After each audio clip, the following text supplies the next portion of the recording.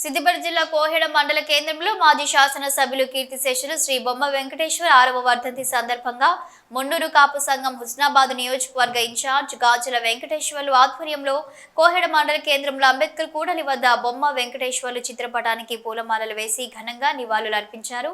బొమ్మ వెంకన్న ఆశయాలను కొనసాగిస్తామని పలువురు తెలిపారు.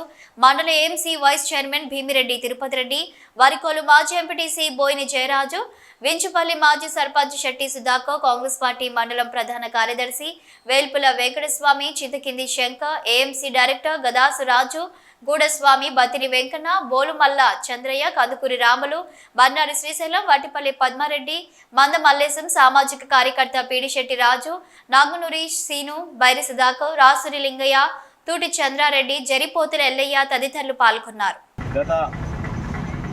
గత సంవత్సరం కూడా ఇదే ప్రతిసారి కూడా ఇక్కడనే అంబేద్కర్ కూడలి వద్ద జయంతి చేయడం, ప్రతి సంవత్సరం జయంతి వర్ధంతి చేయడం జరుగుతుంది. బొమ్మ వెంకన్న ఈ విముక్తి నియోజకవర్గంలో ఆయన ఒకసారి ఎమ్మెల్యే అయ్యి ఇక్కడ ఉన్నటువంటి నియోజకవర్గ ప్రజలు మన్ననలు పొందినటువంటి గొప్ప వ్యక్తి బొమ్మ వెంకన్న గారు.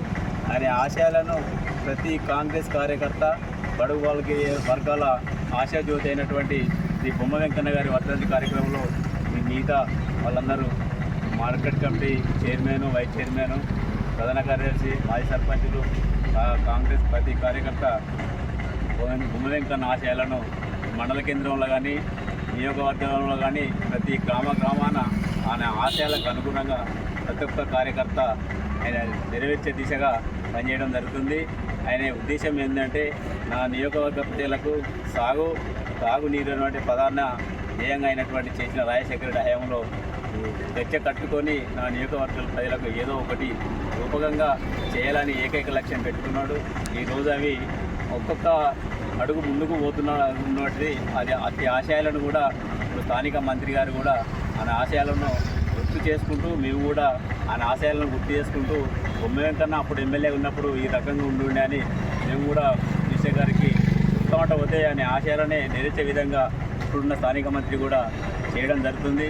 గౌరెల్లి ఆయన ఉన్నటువంటి ఏకైక లక్ష్యం ఏంటి అంటే గౌరెల్లి వాటరు నియోజకవర్గ ప్రజలకు అందజేయాల సాగునీరు అనే ప్రధాన ధ్యేయం ఉండే అదే దిశగా ఇప్పుడు అడుగులు వేయడం జరుగుతుంది.